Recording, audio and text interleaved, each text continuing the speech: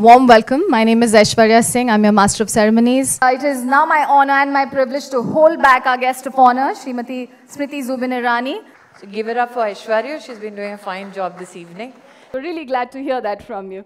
On that very positive note, ladies and gentlemen, I want to begin by saying every great dream begins with a dreamer. Always remember, you have within you the strength, the patience, and the passion to reach for the stars, to change the world.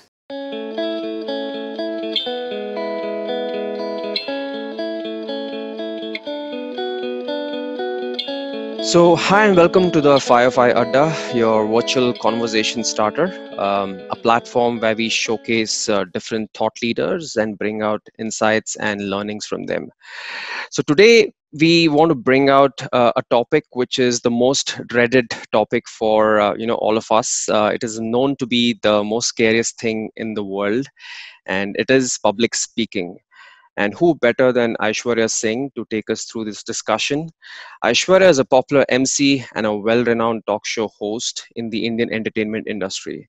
So hi and welcome to the Firefly Adda, Aishwarya. Thank you for having me, Kushagra. I'm so pleased to be here with you.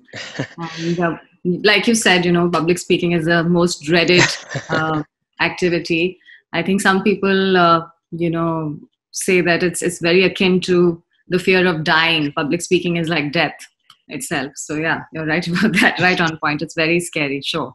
So you do agree that it is the most scariest thing in the world, yeah? I do. I definitely do. And there are moments when, even after years of practice, you feel those jitters when you're going on stage, but then you need to calm them down. Yes, so that's what you perfect over the years. In a world that would not think beyond leather, Bata created a revolution by adding canvas to shoes. So you've been in this profession for quite some time. So what exactly goes on in an individual's mindset, when he or she is on stage? So can you maybe throw some light around that? Well, if I'm wearing my makeup right, is my hair okay? Just kidding. When you're going up on stage as a public speaker, the most important thing is to be able to connect with the audience. So that is the biggest thing, that in the first minute or so, you've got to make a deep connection with the audience so that they listen to you, while you're steering them through this journey. For that, sometimes, you need to just use your voice also. There are backstage announcements, as you're aware, you've seen these events. It takes a perfect pair of shoes to complete that look. Yeah. There are backstage announcements to request people to come back to their seats. There are hygiene announcements, please keep your mobile phones on silent, etc., etc. So during that time as well, with the tonality of your voice, you do actually connect with the audience right then as well.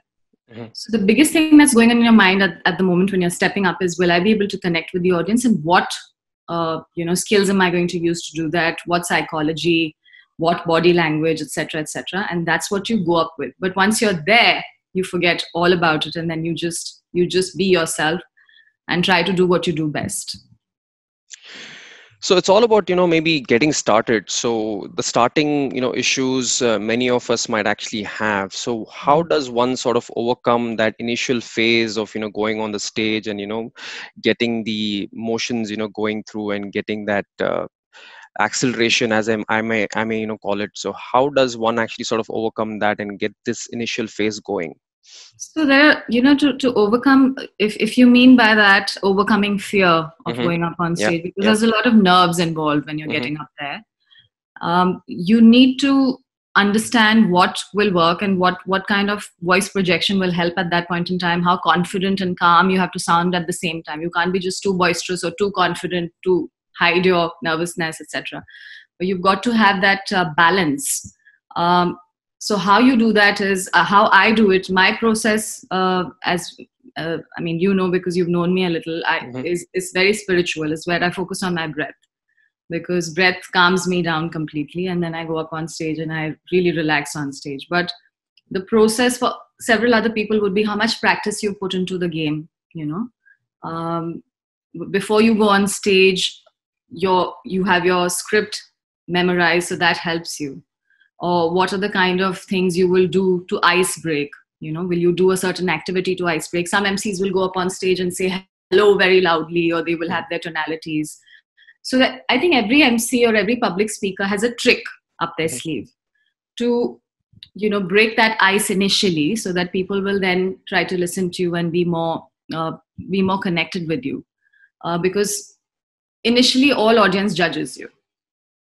It's you have to get past that 1 minute where they stop judging you and they understand what you're trying to really say. So that 1 minute is crucial. Before that 1 minute, what all goes into your performance is a lot of practice that you do at home. You revise your script. You're going through what kind of gimmicks you're going to use on stage. Will you make them do something? Good morning, ladies and gentlemen. I'm Aishwarya Singh, and I extend a very hearty welcome to all of you. Now, on behalf of Canon, I'd like to take this opportunity to thank each one of you for taking the time out and joining us this morning. So all of those things, I don't know if I'm being able to answer your question, but if you would have a follow-up question on how we could, Yeah, absolutely. So the point is about, getting that initial jitters, through and, going into a complete flow. And I actually, you have answered that question really well. You were actually talking about audience engagement and, a few aspects around that. So pardon me if you've already sort of, touched this point, but, what sort of a factor does a body language, your voice, your tone, the articulation, sort of play in terms of, building the audience engagement? Yeah, so I think when you're going on stage and when you're with the audience, I usually try to start with, if it's an informal event, I try to start with maybe a small activity where I make them do something. I would just request everybody in the audience to either stand up or to take their arms up in the air, and then take them 45 degrees right, left, and wave at each other. If it's a very formal event, then in that case, I would like to probably just look into their eyes. And there are techniques of public speaking. My father, when I just started public speaking, not many people know this, but I was dyslexic as a child, and I flunked English. And I had this strong burning desire, to be on stage. And so my father would help me because he was an excellent orator. And he told me that when you go up on stage, just imagine that no one's looking at you, and just don't look at anybody and don't make eye contact. And so initially that really helps when you're just trying to read the, speech, or all these assemblies in schools all schools have morning assemblies where you're supposed to read the news, or one person will go and read the prayer, etc. So I used to participate in those, and it used to be very scary and daunting for me to, all these people looking at me, all these students, teachers, the principal looking at you. So my father would tell me, just wipe everybody out for now. Just imagine no one's looking at you. That was the first step. Then I went ahead and my second step was, of course, trying to imagine that I was a little smarter than everyone else in the room. So that was another trick in my head. So it's a lot of mindfulness as well, so it is a lot of mind game that you play with yourself. There are these tricks that you play with your mind, and you say, yes, you can do it. And you're going to employ these tricks, and that's how you will overcome these jitters. And so body language is something that that comes a little later on, of course. And you get to know that you've got to appear strong. You've got to appear confident. Voice and tone, like I said earlier, your voice has to be calming and confident at the same time. So it shouldn't be just too confident, because then again they'll lose touch with you. They'll just lose the connection with you because you may appear as very arrogant. So you've got to have a pleasing personality as well while being confident. And then articulation, if you're saying the right thing, if you're a little prepared, if you worked hard on what gimmick you will throw in terms of maybe using a quotation, that will just set the tone. So those are the kind of things you need to employ in your performance. And that's how the engagement sort of builds up. And then through the event, you keep thinking. There are events that I do. I'm sorry, I'm just going over an experience from one of my events where I had a difficult client. So I wouldn't name the organization, but I did at least 40 odd events with them. The first time I did it, my client literally kept me on my toes. And she was like, Aishwarya, there's going to be a break now. There's going to be a 5 to 7 minutes break, and you have to do something to engage the audience. And this was just totally unprepared. Like sometimes clients would not, because there's a certain show order. You get a flow at the event. You have these time slots in the agenda. You're saying something, you're inviting a certain speaker, you're introducing the event. After that, you're doing other things. But if there is engagement, that is also mentioned in the show order. So you know that, okay, at this event, I'm going to do 2 of these engagements. So you've gone prepared. But there are clients who will suddenly keep you on your toes and say that, no, we suddenly have an engagement because we need to take a break. It's getting very monotonous, do something.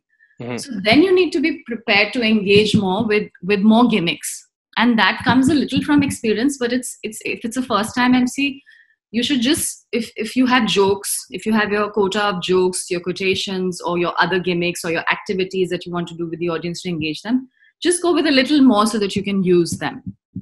Just don't stick to, okay, I'll do 2 because I've been asked to do 2. But just go with more preparation. So there's a lot of, practice. That's how you perfect, and then you flourish. Canon has always been at the heart of innovation and groundbreaking technology. Canon has always been redefining its products in order to offer cutting-edge technology to its consumers. Great. So I think you spoke about your issues about you being dyslexic, and how you sort of evolved as a person, as an individual who actually took up that challenge and became a public speaker. So there would be a lot of such people out there, who would be facing similar challenges. So what would be your advice to those people? So I just say that I think don't lose hope. And then there are times that when you have a supporting parent, but the other parent is not so supporting. In my case, I mean, both my parents are lovely, but my mother was shocked when I flunked English, and she would just say that how can somebody flunk English? It's impossible to fail English. Nobody fails English. And my father out there was very supportive, and he said there's always a next time. So taking on the fact that I wanted to please my mother, but at the same time, I had a little support from this other parent. I dug into reading books, and I was, because I couldn't read a lot of words. Even now, when I'm given a script, I read it several, I think more times than other people, because I have to be sure that I hope I don't read a word wrong and say it wrong. Mm-hmm. So my work on my script, the hard work is double of a normal person. Mm-hmm. So yes, I guess I'd just say don't lose hope, but if you want to do this, if you want to be a public speaker, and if you just want to overcome dyslexia per se, I wouldn't be an expert in overcoming dyslexia, because it's very, very, sometimes it can be very daunting. Maybe I had a milder version of it, but some people go through, like we saw in the film, Aamir Khan's film, there's a lot of issues and a lot of challenges for a lot of people. So I wouldn't have the right advice for every case, but I'd say people who want to pursue public speaking and have these issues, I just say that you need a little more work, and that is, I think it'll be reading, which will give you a lot of strength. So books become your friends, and then you try to underline each word and try to understand what its meaning is, and try to use those words and learn better articulation. So I guess it's a long journey, but don't give up hope. And I did that. I started reading at a very early age, and I started underlining words, and I would make sentences, but all because I had a very supportive parent who was telling me how to do it and how to conquer it. The world has changed immensely since then, but we still need change. We need more change. And we definitely need the change makers who can set the wheel in motion, who have the strength, the patience, and the passion to change the world. Great. So that brings me to a question about the art of storytelling, emotion, and empathy. So how do these sort of attributes align to your work and delivery? So can you maybe shed some light around that? Yeah. Well, I think it's very important to be emotional. There will be some portions of the script that will draw your emotions anyway. There are times when you have to deliver a certain message which is emotional. Empathy is important because, I mean, I've been a psychology student also when I was in school. So I did 2 years of psychology in my 11th and 12th grades. And back then, I think that was when I realized, and I used to observe my psychology teacher a lot, and that's when I realized that it's very important to observe even your audience. And I may have mentioned that initially to overcome your fear, you just black out the audience and you don't look at them, etc. But now that is exactly what I do. To make your craft better, I actually look into their eyes now, after having gained all that experience. So I think it's very important you look into their eyes, you actually gauge, okay, these people are not so interested, but what is the kind of empathy or confidence that you have to throw at them for you to be able to, get them on your side. So it's almost like a master of ceremonies or an MC is on stage, but is not exclusive to the event at all. You're supposed to be everybody's person. So you have to sort of gauge from a little bit of psychological insight. You've got to gain that into the audience and see that, okay, this. So sometimes my clients also come and tell me that, Aishwarya, that table is rowdy. So you've got to, when there are these seller conferences and they tell me that this particular table is going to be difficult for you. And so what I do is I go there first and I try to be a little more confident there. So that, you completely take them by, they unaware, you catch them unaware, because they were not really expecting that, okay, this girl is going to come to us because, we have already proved that we are like making more noise here, etc., etc. So I'd rather go there and be very polite with them, very, very friendly, and then just engage them in a little game. And so then they become a part of you also. Then you go to those people who are not really participating. Then you help them as well. So it's really using more than empathy, a lot of your psychology, psychological insight. You can use storytelling as well. Like you said, the art of storytelling, humor comes into play. You have to catch the pulse sometimes. There was somebody's name who was Kapil Sharma in my audience the other day. So I just asked him for a joke. I said, "Hi, hey sir, what's your name?" And he's like, "My name is Kapil Sharma."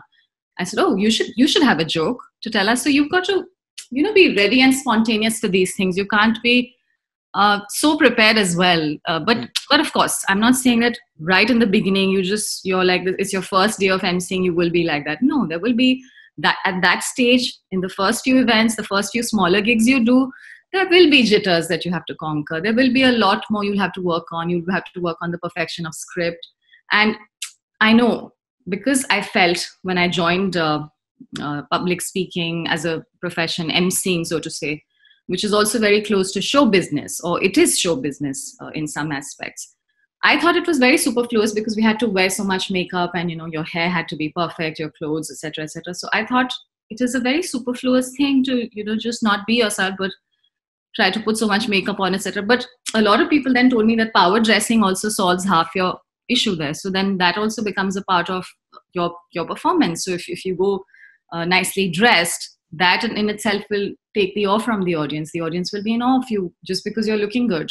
Yeah. So all those things also I learned. I mean, I still debate with a lot of people and I say that, no, I don't think I think you just need to be yourself to connect with people. And which is very true, because the audience is very smart. They will gauge if you're faking it. If you're speaking something that you're not with, I mean, if you're saying something, even though if you're trying to say it with a lot of confidence and conviction, but if you don't really mean it, they'll get to know. So you can't outsmart an audience. For that, you have to be yourself. So I do have a lot of these debates. Why so much makeup? Why a certain dress code? Why do I have to wear a dress for this or whatever? I still have, like, a part of me still debates that. But it also helps largely. A lot of people have told me, I've come across a lot of mentors who said that, no, power dressing will just, solve 50% of your performance problems. So that is one. So you said humor, emotion, empathy, art of storytelling. These are very vital aspects. And so you have to integrate all of that.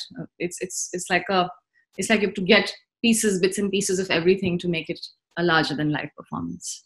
To find happiness as we do things, we must do things together, as you have been doing over the years here in Nestle.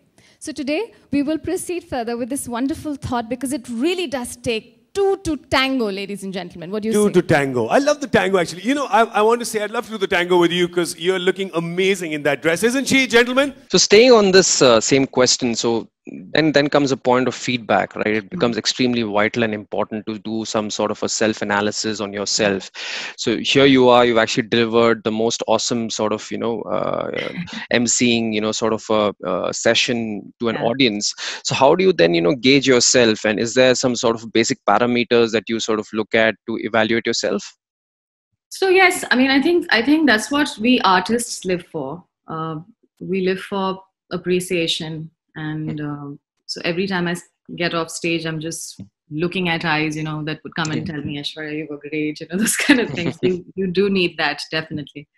And I think more than the paycheck, of course, you need the paycheck, definitely need the paycheck, but the praise or the appreciation is very, very important. And sometimes when you feel that you haven't done enough, it becomes even more important, the feedback, so to say. So I have gone on to request my event managers to please check with the client in your meetings how I was. So many times when I felt that I didn't do enough because I'm overly critical of my craft. And I would say you should not be like this. You should just take the feedback and forget about it. But with me, it lingers on for at least a week. That, oh, I didn't do that right. So, after this interview, I'd be thinking, oh, I should have probably said that or whatever. I'm that person, but I'd suggest to people to not be like that, but take the feedback. Try to get the feedback from the event manager. Don't be shy about it. Don't feel like this. So they'll probably want to make deductions on your check. No, they won't. They will give you the check in your full amount as agreed. But even then, just say that I need to better my craft. I need feedback, because that is very, very important. I would again quote an event that I had done for a certain client, a big client, and in air conditioning, and they wanted a show done from the console as a voice of God.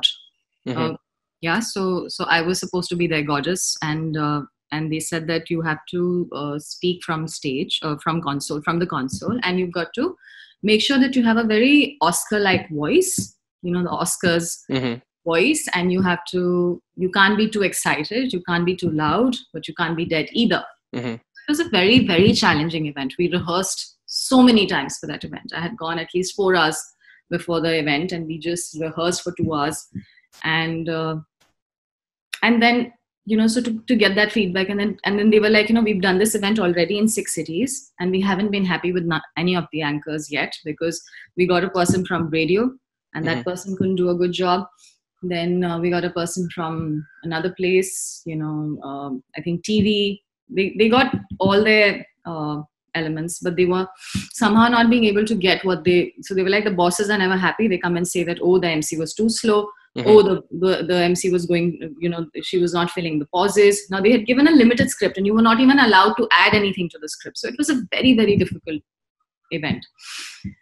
So I did the event, and my event manager, this lady, she hugged me. She's like, Aishwarya, thank you so much. It was done very well, etc., etc. I said, but I need to know what the client says, because, this was a crazy mad event.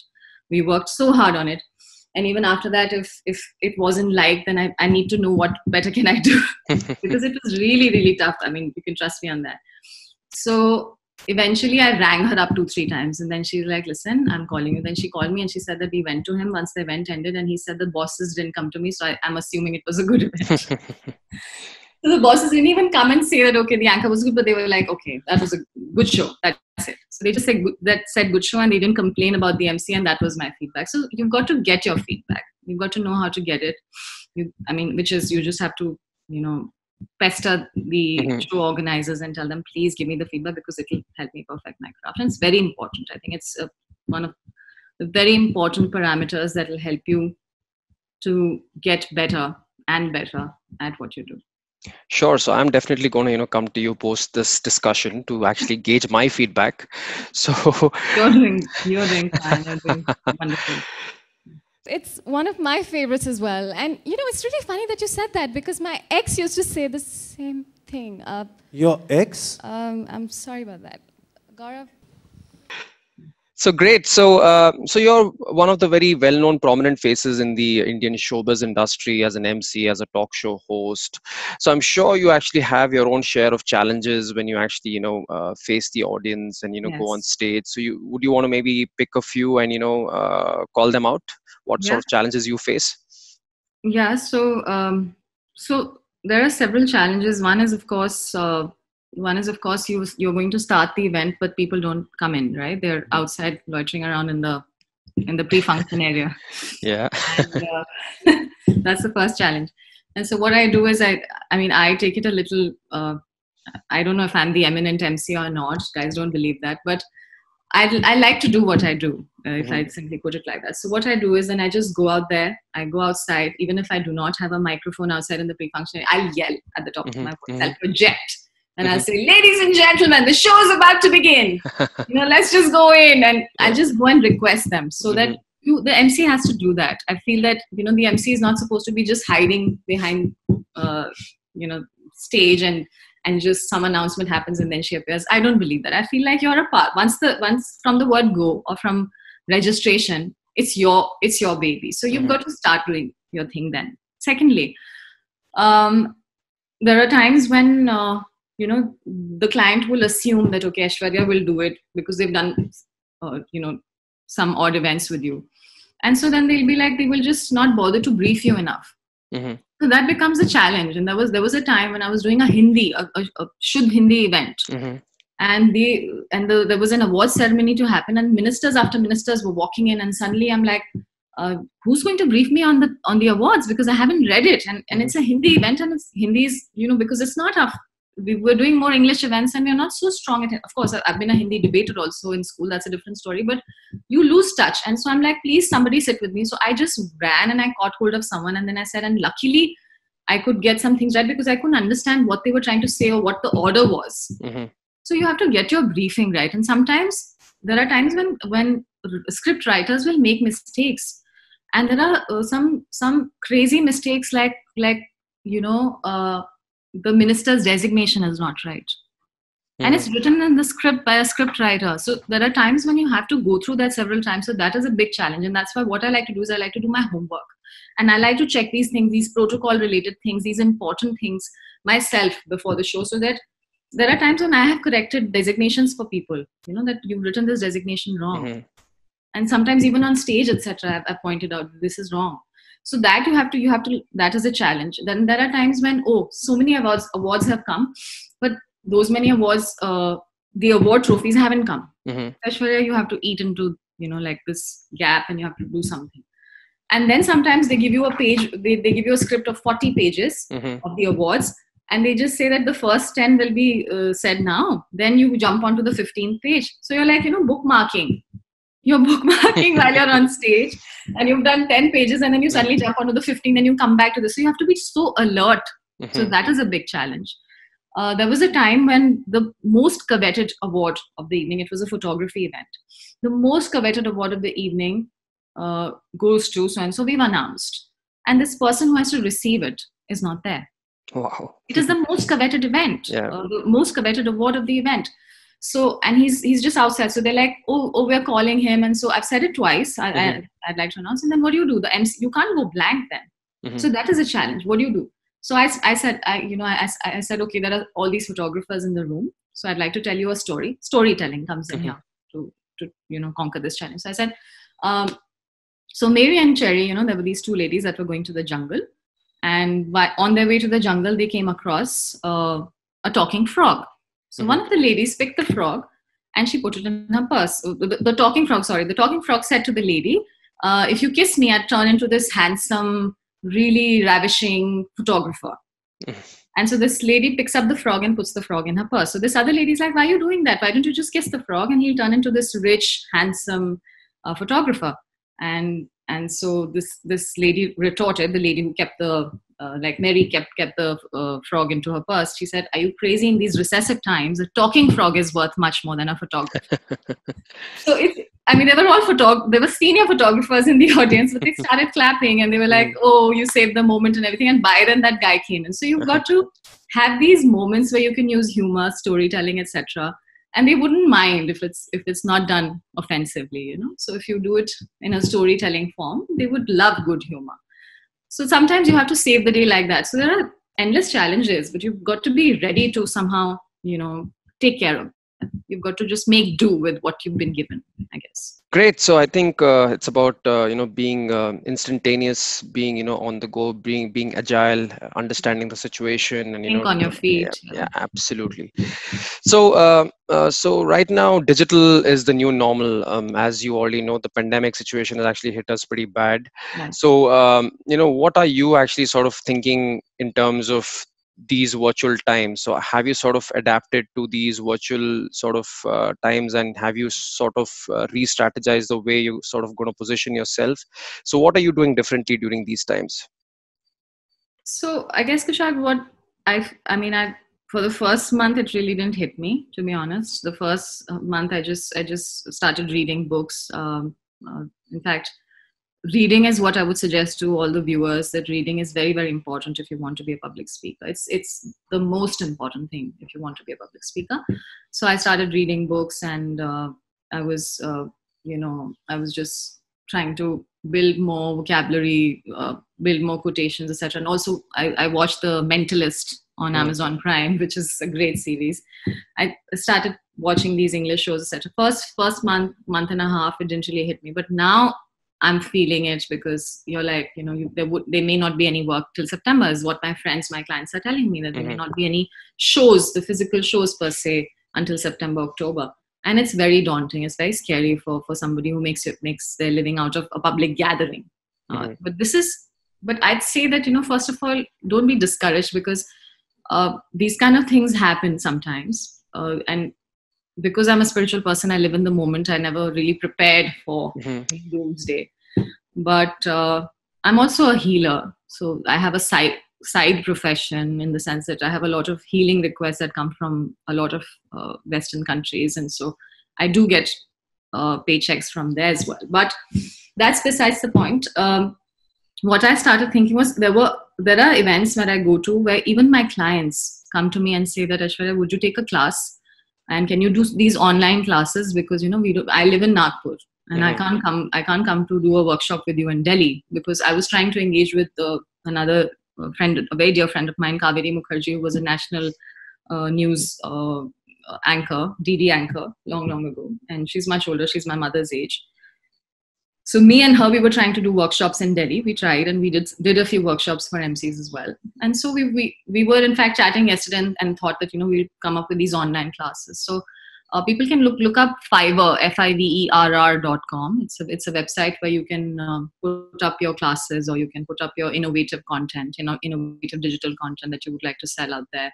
Like if you're good at making videos, or if you're good at, doing storytelling, or sending funny jokes, etc., or like, even those TikTok videos, people are buying those on that website. So there are a couple of websites like that. You can do your online courses. With me personally, luckily there are I've had a couple of students, and now also I've been having requests that, just send us, record lessons and send it to us. So I'm doing that. I'm doing that already for a couple of clients, a lot of younger generation, a lot of, they're in their 14, 15, 16, those kind of teenagers, and also 8-year-olds, 9-year-olds who want to, there are lots of parents who, have this pressure of, and they put a lot of pressure on their kids. My kid has to speak very well. So I have a lot of those clients already. But yes, I think it's a good idea that we get digital, because I have been somebody who's been very shy about going digital.